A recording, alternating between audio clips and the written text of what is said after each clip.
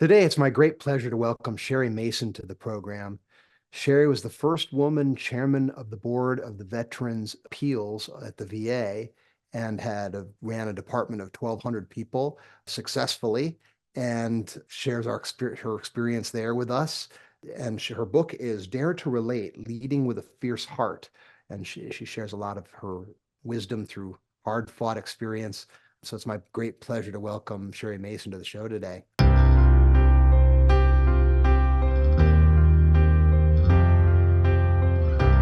Welcome to the Eye of Power podcast.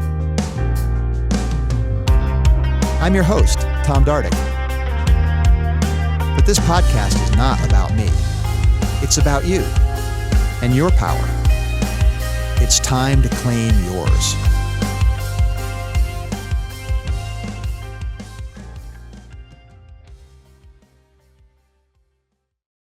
So you find a relational style is really going to help people with their leadership style as opposed to one where it's a little bit more command and control or transactional, like here, do this thing because I said so, or do this thing because the customer needs this, or whatever it might be. It's really the context of an overall relationship. Is that what I'm getting from your overall approach there, Cheri? Exactly. That's you nailed it, Tom. I mean, that's one of the things I think that we're seeing, especially since COVID, and since the pandemic. I think we were already on this track. I think the pandemic exacerbated it because it helped us understand that really life is about living and work is a part of life, but not the dominant piece. And so what's been happening is employees have redefined personal and professional success. But in doing so, what they are looking for in their organizations, and even customers are looking for this, is organizations and leaders that engage with the employees, that care about the employees, that know what's going on in their lives, and that those leaders are human beings too. I mean, it's all about being human. I mean, that's who we are. Yeah. And so, when many leaders are struggling with this because they want to go back to the way things were before COVID or pandemic. And what I think what they don't realize is we were already changing. And I was a leader who led from prior to the pandemic through the pandemic. And what I saw with people was when I could engage and I knew something about them, like, I don't need to know their whole personal lives, right? But they also don't need to pretend like they don't have one. Okay. Right. So, knowing something about them. In fact, one of my employees, and I actually heard this through various mediums during the pandemic, was the people said, I feel like my colleagues finally see me as a person. Yet we're Mm. in a virtual world, right? But they finally felt seen and heard because they were focused and they could see kind of their life happening around them, right? Whether they had, critters in the in the passing by behind them or people or, just life, right?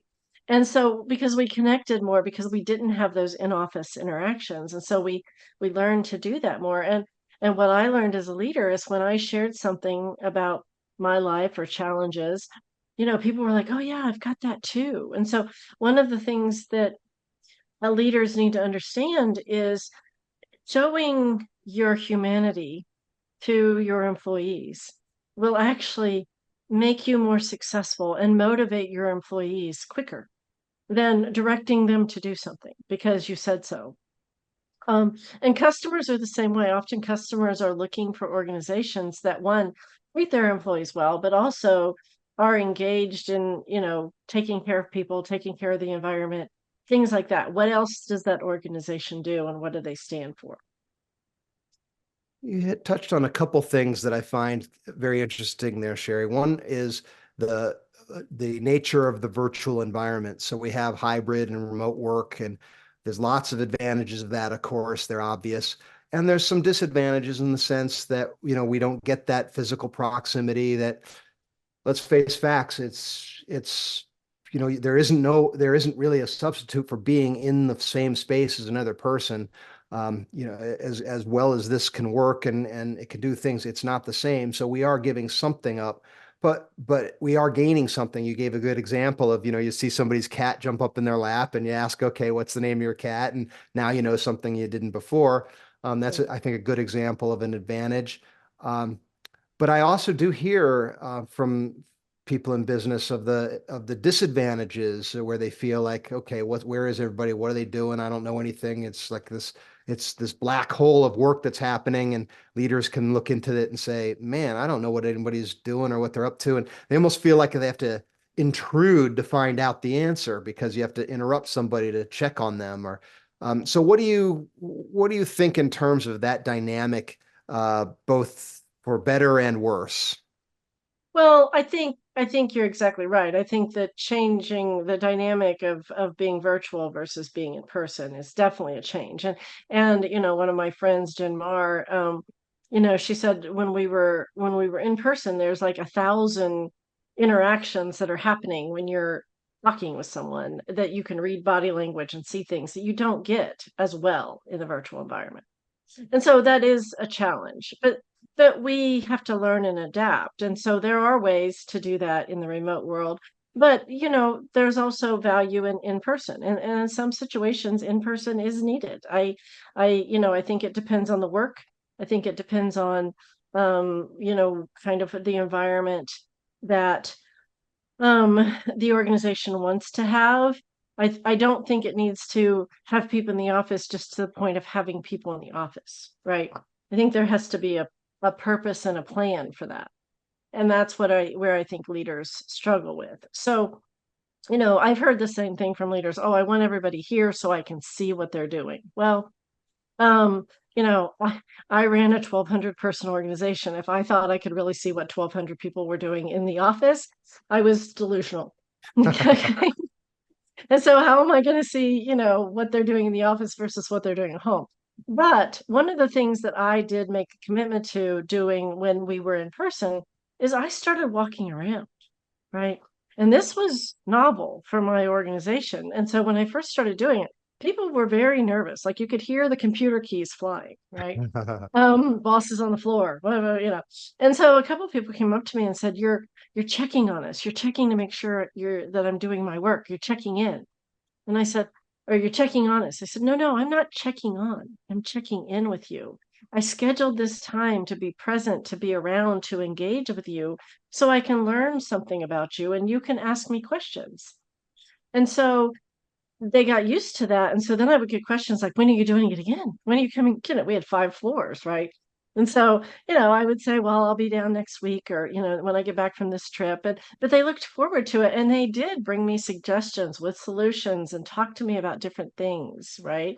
And so I learned, did I know all 1,200? No. But I knew a lot about a little, right? Or a little about a lot, I guess. And so when we transitioned to pandemic operations, I started hearing almost immediately, oh, leadership doesn't care. They're just all, home, with their feet kicked up and, whatever. And so I realized that I had to figure out a way to continue this. But I had to learn because life had completely turned upside down for everybody. We were teaching kids at home, taking care of people in our lives. There was a lot more that we were engaging in, and our world was completely different. And Right. so, we had teams where I worked, and so if somebody was green, the presumption was that they were available, but they might not be. It just could be an accident. Same, and they made the same mistake with me, right? They would contact me and I wouldn't be there. They'd be like, "Where's she?" Right? So what I did is I started telling the my team, I said, "Hey, I'm going to do these check-ins just like I used to do walking the floors, and I'll send you an email first. And I'm going to say, are you available? And if you're not, it's okay. I just want to know how you're doing." And so I did those and I again scheduled time. It was a little bit more, time involved because we were on the computer and it's not just a quick chat. But I could have kept them to 5 or 10 minutes. And then so that led me, one of my employees said, "Well, we should really do like a coffee or a town hall, just small groups." And I said, "That's a great idea." So I started carving out, office hours and coffee time and excuse me, town halls, but we didn't talk about work unless the employees brought it up. we talked about the challenges, right, that they were having and what life was like for them.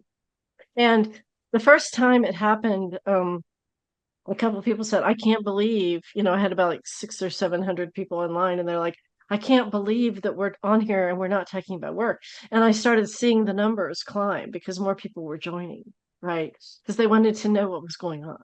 Mhm. And so that continued. So we periodically did that. I would bring in guest speakers to talk about different things going on in pandemic operations and things like that. And it it allowed us to connect. And I was always on, and we had the chat open and people could ask questions. And we usually tried to do it over lunchtime or right around lunchtime so people had the time. They could record it, so I think it's just a different practice in how you approach things, right? Yeah. So yes, is there a black hole of I don't know if my people are working or not? There can be, but that's where the relationships come in. If Yeah. you are engaging with your people and you build that trust, you're going to know your people are working. I mean, our numbers went through the roof. I mean, trust and engagement scores increased, our results doubled. We brought in new technology, we hired more people, we changed regulations, and we did half of that during pandemic operations. Oh, wow. And so that's not um, something you normally see. But the difference is my viewpoint, and I encouraged my leadership team to follow that viewpoint because I thought it was really important and it seemed to work. How did you measure that trust and engagement? What were the ways that you did that?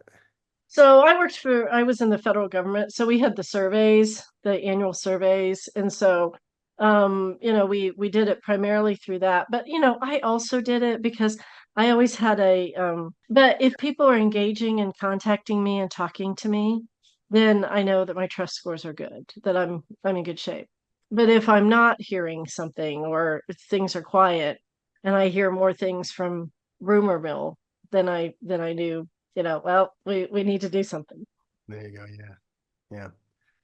Um, the management by walking around. It's funny. I'm one of the books I'm reading right now is How to Be Like Walt Disney, and Walt Disney was an original one like that, where he was happiest when he was out in the shop with people, and no matter how big his operation got, when he was building Disneyland and so forth, he was out there building trains and all kind of stuff. And people felt like they knew him. And not, of course, not everybody in the organization knew him personally, but they all felt like they did. Yeah. And what they really felt was his love and commitment to them, to changing the world, to a greater mission. How do you connect that relational sort of style to that driven, bigger picture orientation, the visionary element of leadership, let's call it, Mm. to that relational element of leadership? How do you put those two things together, would you say, Cheri? Yeah, I think that's one of the most challenging, and that really is, like you said, with Walt Disney, and I can think of a couple others, leaders like that who really it was their drive and their passion where they could connect with people, and that connected them to the mission. And what you were doing. And so I think that that's the key, is that one of the things I did in my world was I talked about what we were doing and the impact that the employees had on the clients we served. And I was able to get the data and show the data. Like when I had to go to Congress and testify, I bragged about the employees and I like, look, here's the data, here's what the employees are doing, right? And when I went out to speak at different conferences, people would give me feedback about how the organization was doing, and I would bring that back and share that, like, you're making this impact. And so that's one of the ways. The other thing is I did a lot of acknowledgement and rewarding and celebrating. So one of the things I launched was what I called the Kilroy Award. And Kilroy is after Kilroy, who was, Kilroy was here. And my Kilroy was a little eagle, and he had dare to excel on his chest, his little plastic eagle. I put him in a little box.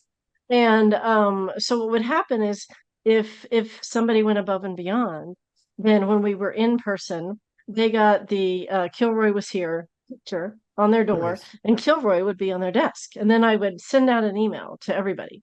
Well, all of a sudden, selfies started showing up on Facebook with Kilroy.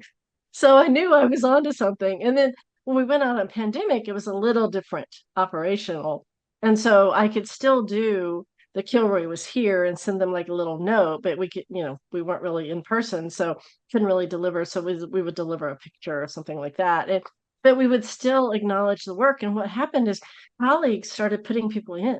And it became quickly, can I recommend? And I'm like, absolutely. Can I celebrate this? Can I? And so that's one of the ways you encourage that is you encourage them to, support each other and engage and encourage each other. And that's how you bring the mission together.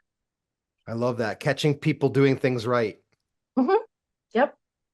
That's wonderful. And that acknowledgement, it's funny, isn't it? Isn't it kind of funny how a little thing makes such a big difference? Hmm. Yeah. Just a People little always, acknowledgement. yeah. People always said to me, well, do you thank your people for doing their job? And I'm like, yes, every day. And they're like, but it's their job. And I said, yes, but it's a hard job. And I said, I know, I did it. So yes, I'm going to thank them because, one, it tells them that I know what they're doing. So, and especially as a leader, if you can say, hey, you did a really good job with X, Y, and Z, and you know what that is, then they're like, hey, the boss really does know what I'm doing. Right. Yeah. Yeah.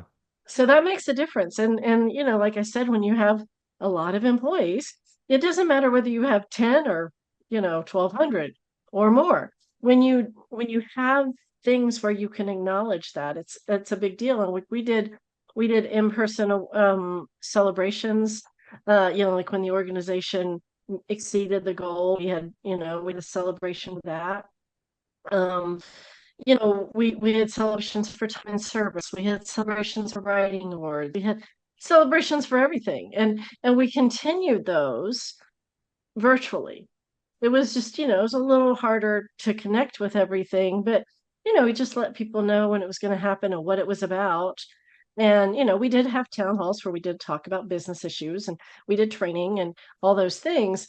But at the same time, we still had the time where there was a little bit of fun. Yeah. Yeah. That's great. You mentioned before we started, Cheri, you mentioned your book. Do you want to talk a little bit about that and what people might get out of that? Sure. Yeah, I usually have one around here somewhere. It's around somewhere. The name of the book is Dare to Relate, Leading with a Fierce Heart. And what it's about really is my journey. I overcame some challenges as a young lady growing up in Appalachia and being raised by a widowed mother. And then going forward, I met and married an Air Force officer and became a military spouse. More challenges, frying pan fire kind of thing. Mm. And I learned some lessons along the way. And what I didn't realize is I was really learning lessons of leadership, but different lessons of leadership, the importance and the impact that people and relationships can have. And so then the rest of the book talks about, what those lessons are and how kind of I implemented them, and talking with different leaders, how they brought and learned different lessons from their leadership styles, very similar to mine. And talking about why relating with your employees and your people, your most important assets and resources of your organization, is the key. I call it the secret ingredient to leadership because it is. You often leaders will focus on every other resource they have, but that one. And so Dare to Relate has a plane on the front with people standing on top of the plane. It's an homage to building the plane while you're flying it, but also if you look closely, you might see a little Air Force star under one of the wings, signaling my Air Force wife time. But it really is to encourage either, current leaders who really are trying to figure out how do we do this now, or aspiring leaders or mid-level leaders. I've started speaking from the book regularly. And so I've spoken on college campuses, I've spoken with leadership groups. And the underlying key here is relating, that relationship that you form with the people of your organization can transform the organization and make a huge difference and can lead to successful outcomes, because people don't realize that it's kind of like we talked about acknowledgement. That acknowledgement and those simple in relationships make people feel like you care, like you're real and you're human and you live life just like them.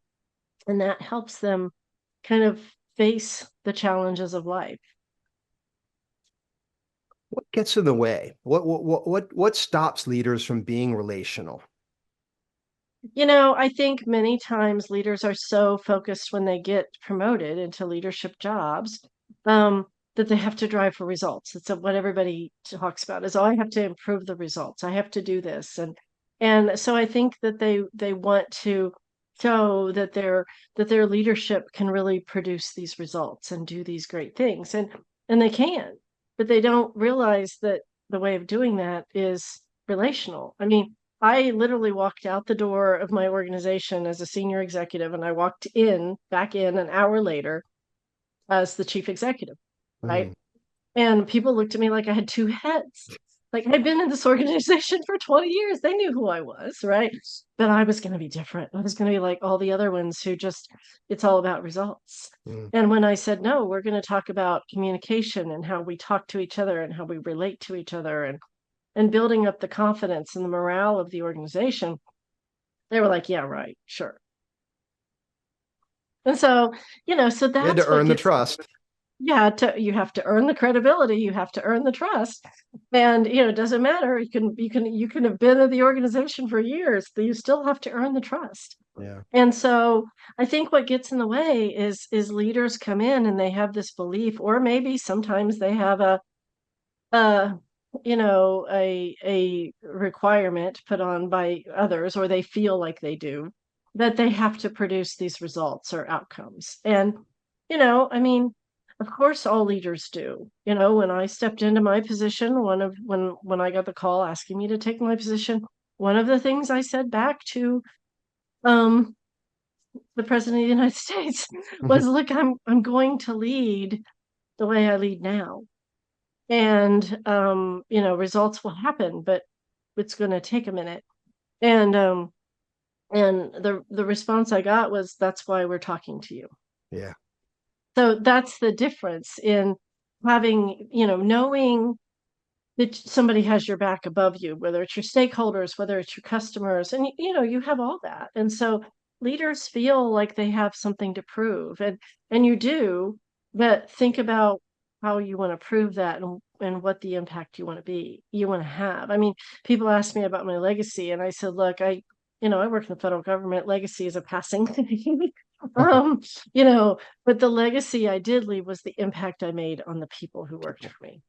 Yeah. And even, I've been out now for almost 2 years, and I have people that regularly reach out to me. I consult with people, but I had someone reach out the other day and said, hey, I remember that, while you were chairman, you were dealing with your mom having, difficulties, who was elderly. What organization did you use? Mm. So I told her, right. And, she remembered, that was something that, because I didn't hide it. Occasionally I said, look, I'm not going to be at this meeting today, or I can't do it because, I have to um, take care of my mom. That's part of that, showing that vulnerability, is that you're a real person too, right? You're walking through the life just like everyone else is. Yeah, they knew I was a mom, they knew I was a wife, they knew that, I was a daughter. And I didn't hide that. I didn't also showcase it and talk about it all the Sure. time. But if something came up, like they knew that, both my boys, one graduated from college, one graduated from high school, they knew I was out. I didn't have, I tried really to keep that line on Facebook, because that's tricky. And, Mhm. you have to make sure you have that. But, people, the organization talk, they always talk. Sure. And so they're going to know stuff. But that's why, they talk to each other, and they'll talk to you if you're listening. Yeah. For some reason, I'm getting vibes of Ted Lasso's leadership style. Did you watch that show? I did. Yeah. I think maybe we have a little bit in common, although Yeah, I I mean, didn't watch it, it's I watched it because after my time in leaders, but yeah.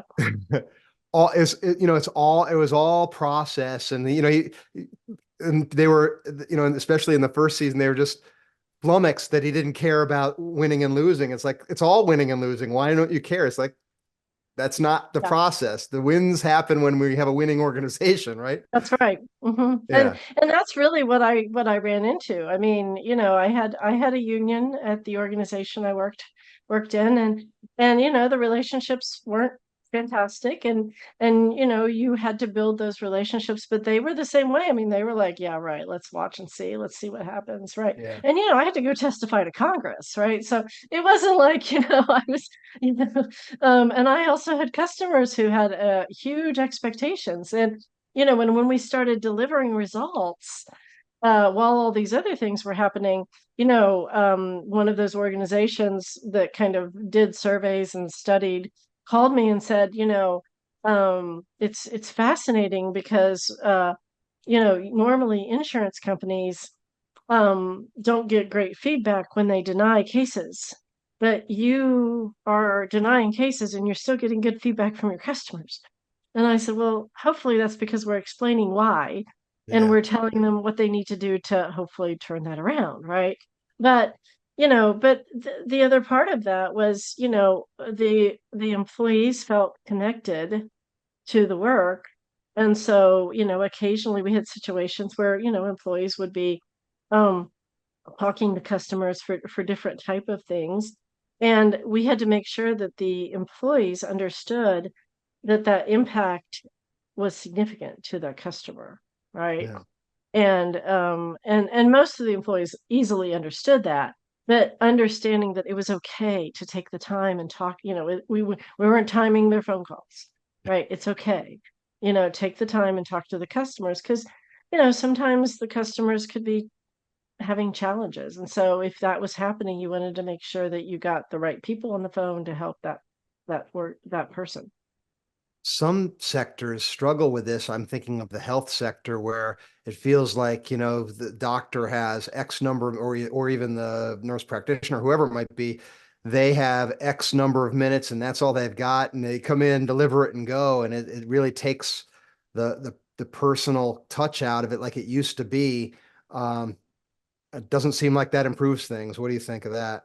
Yeah, I think you're right. I mean, one of the things, I do when because I recently moved down here to North Carolina and I had to find new doctors. And one of the things I look at is reviews and what people are saying. And it was really interesting. I had my first it took about 5 months to get my first appointment. But, when I went in, the first thing they told me is, look, she's 45 minutes. He's going to ask you everything under the sun. It's a 45-minute, just be, and I'm like, okay, good. But I knew that. I had done my research, Yeah. right? Yeah. Because that's what you want. You want somebody who's listening and paying attention. And if you don't take the whole 45 minutes, that's okay. Yeah. And I've got to ask you because it's sticking out in my mind when you said you had to testify in Congress. That sounds like such a scary thing because no matter what you're talking about, one half of your audience is going to be hating and trying to tear you apart. The other part's going to try to prop you up, and it almost doesn't even matter. It seems that's the impression you get from outside. So I'm curious about your experience as to how that went. Well, one of the things I worked on in my job was building those relationships with Congress. And so I testified, I think, at least 5 times, including my confirmation hearing. I'd have to check. It could have been Okay. 7. I don't remember. Both Senate and House. And so it depended on, who it was. It was House or Senate. It also depended on who was there. Yep. But most of the time, I will say that because I worked on those relationships, they pretty much accepted me as credible. And they might question something and I would say I'll get back to you, and that meant that I was getting back to them. Sure. Um, and so yeah, occasionally you can get the push a little bit. That primarily occurred more in my confirmation hearing than it did, I think, and maybe one hearing after that. But I was confirmed by the full Senate unanimously. So we must have done That's something right. that's nice. And building those relationships was important. And one of the things I did was I continually kept senators and congressmen engaged and informed. And so we would have quarterly meetings. And so that's another thing. It's a relationship that you're building, right? And so you can see on the wall behind me, the big picture in the middle, right over my head, is the Senate congressional record. Ah, And that congressional record was read into record by Senator Tester, who was the opposing party of the party that I was appointed under. And it was the end of my term, my 5 years, and he read into the record all of the achievements that I had made during my time as the first woman chief executive, because he wanted to make sure it was captured for history. And then he signed it and gave me a copy. wow. That tells you a little bit about relationships. So yes, it can be, it can be very political. It doesn't have to be. A lot of times it depends on what the subject matter is, but it also depends on how you relate to them and their staffs. And so I still have Senate staff from both sides and House staff who call me and ask questions, and I take their call. Wonderful. Well, hey, that sounds like you're a walking uh, example of what it is that you're preaching as far as the building the relationships. And what I get from that, Cheri, is that it's not just the idea of, um, you know, people who work for you. It's across all your constituencies. It's really just being engaged in the people in your life, it sounds like to me. It really is. I mean, it starts with your personal life, of course. And, I mean, many leaders are challenged with this because they're so focused on life and work that you can do that at the expense of your family life. And I think we all get into that. I certainly was not immune to that. I had challenges with that. And, even during COVID, I think it was more challenging because I was available all the time. Yeah. Right. And so I had to learn to put those boundaries in place and say, no, no, we're not, here's when my day starts, here's when my day ends. You know, but I think having that mindset, and it's again, it's something that I learned I over time, and I really kind of discovered this more or realized it more when I was writing the book. I knew it, but when you're writing a book, it's different. You discover things. Sure, um, absolutely. and Writing is and thinking. yes, it is. And so, and what I realized was like, because my husband and I would always talk to each other like, how did we get to be who we are? How did we figure this out? Right. And it was writing the book that I realized, oh, that's where that happened. And that's where I learned this. And it was just really like puzzle pieces. And it was a jigsaw puzzle. And, I often say, I forged my own path. And I had to because I didn't, as a military spouse, there wasn't any other path. I had to make my own.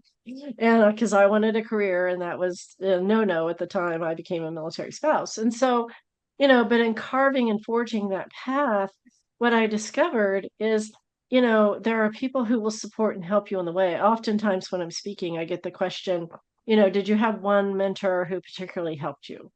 Um, and what I tell people is, I had a couple of mentors who helped me in different ways. Um, and then I also learned from seeing, leaders that particularly didn't do it well, right? Mm. And I reached for some of those, right? And so I was like, okay, how how would I do this better? And then when you get, it's kind of when you get the opportunity, okay, let's try it and see, right? And that's kind of what happened. And so, um, but I think the biggest thing is it is about your relationships with everybody in your life. I mean, and I think I'm much more conscious of that these days. I think I always was at some point, but I wasn't as good at it. I will readily admit that. And I'm very um more assessing how I'm relating to waitresses and waiters and baristas and clerks, and I always say thank you, I really appreciate you, things like that, because it matters to them. And and sometimes when you say things like that, people will stop and stare at you and go, oh, that made my day. Right. And you don't realize that we have impact on each other. And so just think of that when you're a leader. and you have these employees who are working for you, if you're not acknowledging them and thanking them and appreciating their work, well, they're going to feel like everybody else who feels like they've been run over by the nearest person that Mm. came screaming through the grocery store aisle and threw everything, and then out the door they go, right? One last question on this, Cheri, if I might. So you're pointing towards being engaged with other people. There's there's a kind of a natural curiosity about other people that I get from you that served you well. Is this something that you cultivated or do you think you just had it? And if somebody feels like they could use more of it, do you feel like they could cultivate that sense of curiosity and discovery about the people around them? Yes, I think you can. I mean, I will tell you, because of my background, I lost my father to suicide when I was 4. Um, I for a long time had a wall, and I call it in the book the cloak of invisibility. And it was always on in some way, shape, or form. And even though my mom pushed me to reject it, and it was, I figured out a way to manage with it, even though you couldn't tell that it was Mm, there, right? But it was there. And so what I learned as I came through life, um, is, when you hide yourself, you're not getting the full experience, right? And you aren't engaging with people, and they can tell. They can tell. Um, and so, it was a couple of military spouses, probably my husband, a couple other people who said, I can tell when you have the wall up and when you don't. And so I really had to work on that when stepping into leadership roles, because I wanted people to feel that I cared for them, and that I wanted them to relate, because as an employee I had worked for leaders who didn't feel that way, who really just saw employees as pieces of the process, pieces of the machine. Your job is just to produce results, and I didn't want that to happen. And so as I started thinking about things, and life happened, I started learning. But there was one particular event that I talk about in the book that was probably the catalytic event. And we were in Germany, and my husband was in the Air Force, and there was a plane crash, that resulted in the loss of lives of 35 people, including some civilians and a civilian VIP. And it was the investigation, the aftermath, but the demands of military life just kind of crashed in at that time. And it really made me kind of stop.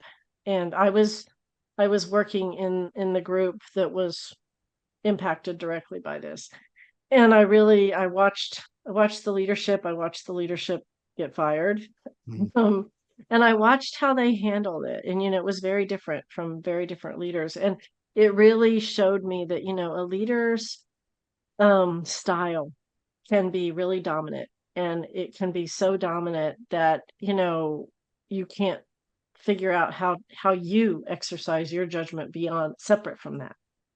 And that really taught me a lot. And I really didn't realize the full impact of it until I came back and became a leader myself.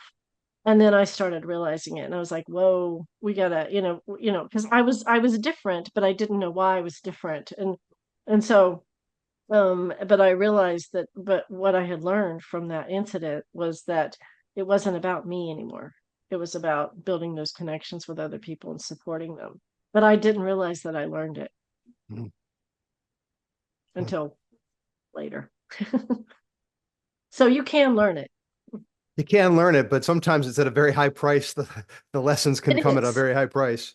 It can come at a high price. I was blessed that I already had really the foundation for it. Yeah. It was just the situation of realizing that, I did have the secret ingredient to leadership. I just didn't know that the understanding the importance and impact of people and relationships with people in your life, that I learned early in life, from childhood to a early spouse time, really is the driving force to make a difference in leadership. And if leaders come in with that viewpoint and that attitude, it's going to make a difference to their team.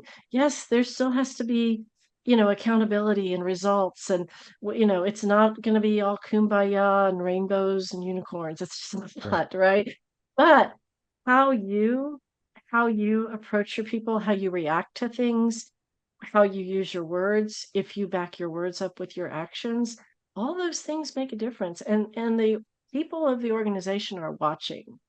So if you are, really nervous and concerned and hiding out, they're going to react the same way. But if you're like, look, we tried it, we made a mistake. Okay, let's try something different. Let's move on and do it this way. Then they're going to be like, oh, okay, we can do that. That's okay. It's okay to try and not know everything, maybe make a mistake and learn and reiterate and get better next time. Yeah, you can fail. It's okay. You can It's okay. fail. Yeah. And it's a good friend of mine who wrote a book also. He said, he has the same attitude, but in his world as a doctor, failure can be a little tricky. Yeah. So, um, so Right. you have to have some extra precautions in place. And Right. but Yes. There's right, certain things that you don't experiment with. Right. right. Yeah. But again, learning that as a leader and how you approach that is important for your Yeah. people. Because the thing is, people, what really I don't think leaders understand the impact or the magnitude of their impact on their lives of their employees and their families, because it's more so than just work. Yeah. The leaders are like, oh, I mean, I remember I was in the workforce forever, right? Starting in the 90s. And, you know, I was told as a young employee, oh, you get your live at home. Well, yes, of course, but you still have to feel like you're important and part of an impactful team and Sure. that you matter, right? Even at work. And if you don't feel that at work, then you bring that home with you and it may impact your home life. And I think that's what we're seeing a little bit in our world. I mean, we talked at the beginning of the phone call today, the podcast, about the impact of the virtual world. And I think that's one of the impacts of the virtual world. Reaching through the camera and connecting with people and checking in with them is important. And sometimes you do need to check on them to make sure they're okay. It's interesting as you lay that out, Cheri. I'm thinking, in the past, when we're in the world of work, there's almost like separate, you kind of separate professional, personal, and never the twain shall meet. Now we're having these conversations. You're talking to somebody, they're in their house Yeah, and they're dealing with whatever their real life is dealing with, and you're having a business meeting with them. right. And it's awfully hard to make those distinctions that used to be very obvious, where we could just dictate, hey, that's work time, this is play time, or this is personal time, Right. and never, so it is a new day, and we're figuring our way, right? Mhm. And that's what I said, like I said, when I stepped into my role as a chief executive, I did so as a wife, a mom, and a daughter. I mean, it didn't stop, Yeah. right? And um, you know, was I engaged with work? Yes, but there were, I could be one day in particular, I remember I'm sitting in a senior level meeting and my phone, I have it on silent, but it's buzzing. And I look down and my husband texted me, your mom fell. Mm. So I looked at the senior leader and I said, I have to go. I'm sorry.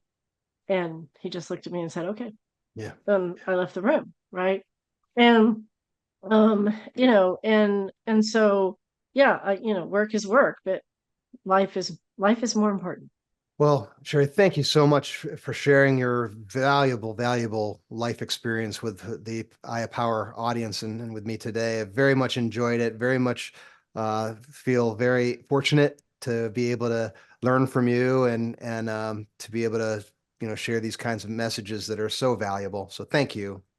Well, I appreciate your time and I think this is wonderful. And I really appreciate these conversations you're having because I think it helps. I think it helps everybody kind of think about things and look at things differently. So thank you very much. I appreciate your time. Thank you, Cheri, for being with us today. Appreciate all what you shared with us today. I specifically really like the fact that you shared it's all really about being human and being curious and connected with other people, whether you have 2 people, 12 people, or 1,200 people, or even more. It's the same dynamic at every level.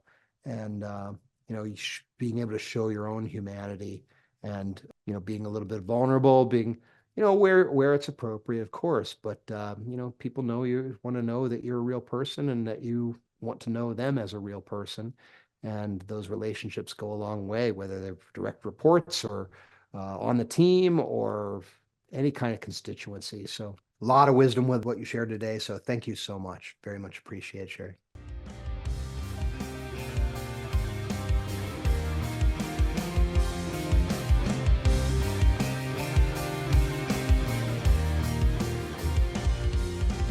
This has been the Eye of Power podcast with Tom Dardick. I'd like to thank you for listening. I'd also like to thank my brother, Scott Dardick, for the music and his music production. If you'd like to reach me, simply email Tom at dardickcommunications.com